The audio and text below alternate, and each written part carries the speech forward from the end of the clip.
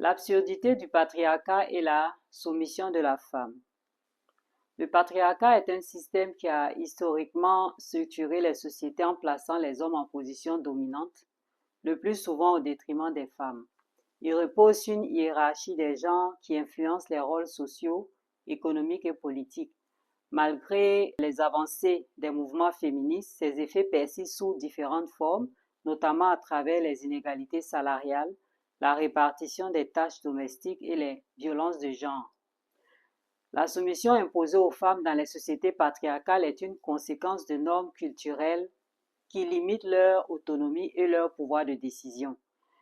Cette soumission s'est insidieusement imposée à travers l'éducation, les traditions et les attentes sociales. J'ai décidé de faire 3 parties pour ce sujet parce qu'il y a trop à dire sur le patriarcat et sa responsabilité dans la réduction du féminin, tant à l'intérieur de la femme qu'à l'intérieur de l'homme. Également à la soumission de la femme dans ce système face à un pouvoir dominateur masculin. Le patriarcat est un système qui repose sur une hiérarchie des genres qui tend à valoriser les caractéristiques associées au masculin comme la force, l'action et la rationalité au détriment des qualités traditionnellement attribuées au féminin, telles que l'intuition, la sensibilité et la réceptivité. Cette dynamique a conduit à une réduction du féminin dans la société où les hommes sont parfois encouragés à réprimer leur sensibilité et leur vulnérabilité, tandis que les femmes sont limitées dans l'expression de leur puissance et de leur autonomie.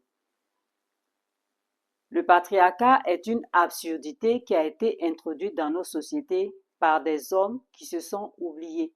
Le patriarcat a fait mal à la femme et à l'énergie féminine de l'homme.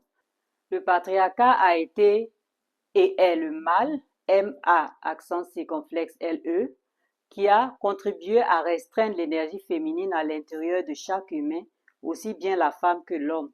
Quand des hommes oublient qu'ils sont nés de femmes et que par ignorance de ce que celles-ci représentent pour eux et leur équilibre, il est tout à fait normal que ces hommes deviennent des bourreaux, des criminels, de dangereuses personnes qui ne feront que jouer contre elles-mêmes et contre les autres personnes qui attendent d'elles de l'amour et de la protection. Ainsi, bien que la graine du patriarcat ait été semée dans l'Antiquité, l'arbre continue de donner des fruits encore aujourd'hui, même si nous constatons bien qu'il ne crée qu'injustice et déséquilibre au sein des humains embarqués dans une hiérarchisation selon les genres et acceptant l'idée qu'il y a un sexe faible, la femme, et un sexe fort, l'homme. Pourtant, une analyse profonde de cette situation nous montre bien que l'humain ne devient réellement fort que quand il devient capable